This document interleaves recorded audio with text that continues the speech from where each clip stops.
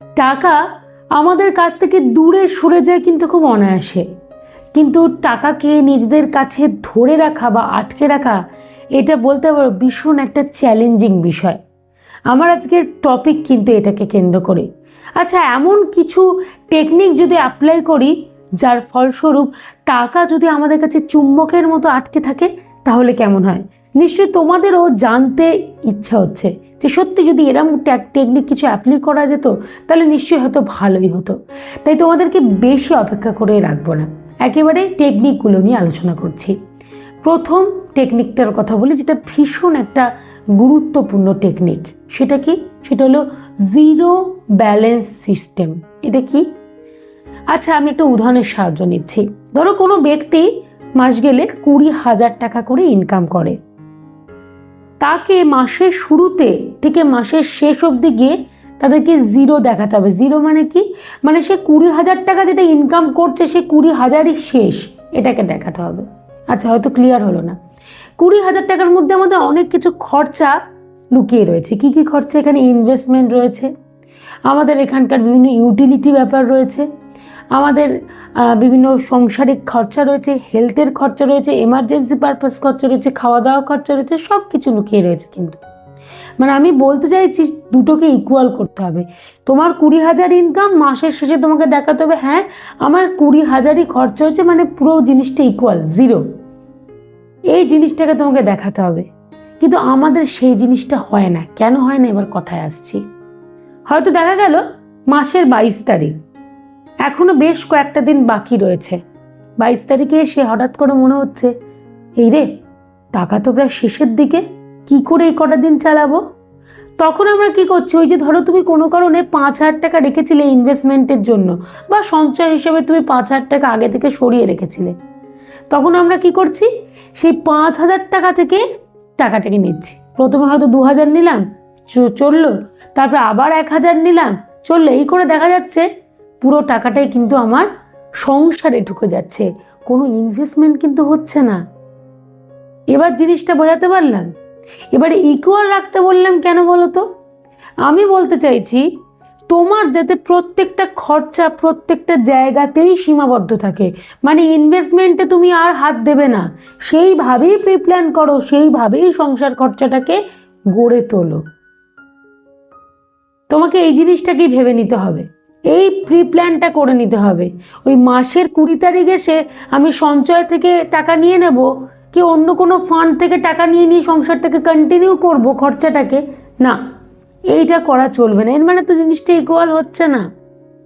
প্রত্যেকটা আলাদা খাতের জন্য যে টাকা বরাদ্দ, সেই অনুযায়ী ব্যাপারটা কন্টিনিউ চলবে।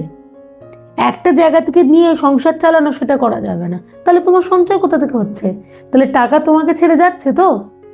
তো এই টেকনিক অ্যাপ্লাই করো, যদি তুমি এইভাবে সব কিছুকে যদি গড়ে তুলতে পারো, তাহলে দেখবে তোমার কাছ থেকে টাকা ছেড়ে যাবে না, তোমার কাছে চুম্বকের মতো টাকা আটকে থাকবে। বোঝা গেল? দ্বিতীয় টেকনিক, সেটা কি? প্রয়োজনীয়তা বিচার।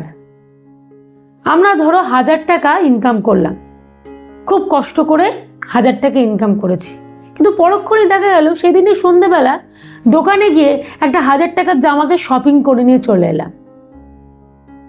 তাহলে সত্যি করেই কি আমরা জিনিসটার মর্ম বুঝছি? আগে এরম ধরনের কিছু খরচা করার আগে নিজের মনকে প্রশ্ন করো, আচ্ছা আমি যে 1,000 টাকা ইনকাম করলাম, এই ইনকামটা করতে আমাকে কতটা কাঠখড় পোহাতে হয়েছে, কতটা কষ্টের ফসল এই 1,000 টাকা। এমনি এমনি এসে গেল, ম্যাজিক করে হাতে চলে এলো না, যথেষ্ট কষ্ট করতে হয়েছে, যথেষ্ট কষ্টের ফসল এই 1,000 টাকা। তাহলে আমি হঠাৎ করে এক লহমায় 1,000 টাকাকে খরচা করে দিলাম। আর যে জিনিসটা কিনে নিয়ে এলাম সেটা কিন্তু ওটা প্রয়োজনীয় জিনিস না, হয়তো ইউজও সে অর্থে করবো না। তাহলে তখনই দেখবে তুমি বুঝতে পারবে লাইফে তোমার কোনটা প্রয়োজন আর কোনটা অপ্রয়োজন, কোনটা তুমি কিনতে বাধ্য আর কোনটা তোমার না কিনলেও চলে, শুধুমাত্র চোখের খিদে বা মনের খিদে। একবার যদি এই জিনিসটা তুমি ভাবতে শুরু করো না, বাজে খরচাটা পুরোপুরি বন্ধ হয়ে যাবে, তুমি নিজেই করতে পারবে। তোমার মনে হবে না বাবা, এইটা রোজগার করতে আমাকে যথেষ্ট কাঠখড় কিন্তু পোহাতে হয়েছিল, সহজে আমি কিন্তু জিনিসটাকে অ্যাচিভ করতে পারিনি। এই ধারণাটা তোমার কাছে ক্লিয়ার হয়ে যাবে।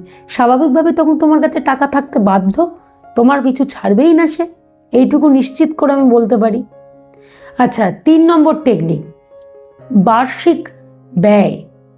আচ্ছা, তোমাকে একটা প্রশ্ন করছি তোমাদেরকে যদি বলি আগের বছর তুমি কত টাকা সঞ্চয় করেছিলে, তুমি বলতে পারবে? আমি জানি তোমরা বলবে হ্যাঁ আমি আগের বছর মোটামুটি এই সঞ্চয় আমি করতে পেরেছি, কিন্তু তোমাদেরকে যদি জিজ্ঞেস করি আচ্ছা আগের বছর তোমার ব্যয়ের হিসাব কি, বলতে পারবে? আমি এটুকু চ্যালেঞ্জ করে বলতে পারি, বলতে পারবে না, সম্ভব না। আমরা রাখি না, আমরা আয় করছি কতটা সঞ্চয় করছি মনে রাখি, মাথায় রাখি, বা কোথাও নোট ডাউনও করে রাখি, কিন্তু কতটা খরচা করছি, ব্যয় হচ্ছে, সেই হিসাব কিন্তু রাখি না। আমি বলবো এই হিসাবটা রাখো। এবার বলো কেন? এর সাথে আমার কাছে টাকা চুম্বকের মতো আটকে থাকবে, এটার যোগসূত্রটা কোথায়? 100 বার যোগসূত্র রয়েছে। তুমি যখনই ব্যয়টা একটা বার্ষিক ব্যয়ের হিসাব রাখবে, তুমি প্রত্যেক বছরের সাথে জিনিসটাকে মেলাতে পারবে। ধরো 2024 সাল তুমি হিসাব রেখেছো, 2024 সালে তোমার প্রচুর ব্যয় হয়েছে, তখনই তুমি বুঝতে পারবে না এই ব্যয়গুলো আমার না করলেও চলতো, কাটছাট করে দিই। 2025-এ দেখা গেল তুমি ব্যয়টাকে একটু কমাতে পেরেছো, সঞ্চয়টা বাড়াতে পেরেছো। আবার দেখা গেলো 2026-এ ব্যয়টাকে আরও কমাতে পেরেছো, আয়টাকে আরও বাড়াতে পেরেছো। তাহলে কি হচ্ছে, তুমি জিনিসটা পুরো একটা আলাদা ট্র্যাকিংয়ের মধ্যে রাখতে পারছো, একটা নজরদারি চালাতে পারছো। এমনকি কোন কোন ব্যয় যেগুলো একেবারে জরুরি না, যেটা না করলেও চলতো, সেইগুলোকেও তুমি কেটে ছেটে বাদ দিতে পারছো, মানে জঙ্গল সাফ করতে পারছো, পরিষ্কার কথা। তো তার মানেই তো টাকা তোমার কাছে থাকতে বাধ্য, তাই নয় কি? ঘুরিয়ে দেখো না, তার মানেই তো টাকা তোমার কাছে থাকতে বাধ্য। তো এই টেকনিকগুলোকে অ্যাপ্লাই করা শুরু করো, 1 বছর মোটামুটি কন্টিনিউ তো করোই, দেখো না লাইফে কতটা চেঞ্জ আসছে, কতটা পরিবর্তন তোমার লাইফে আসছে সঞ্চয়ের ব্যাপারে, টাকা থাকার ব্যাপারে। আশা করি সহজে বোঝাতে পেরেছি। কিছু প্রবলেম থাকলে কমেন্ট করে জানিও, 100 বার তার উত্তর দেওয়ার চেষ্টা করব এবং যত তাড়াতাড়ি সম্ভব অ্যাপ্লাই করো।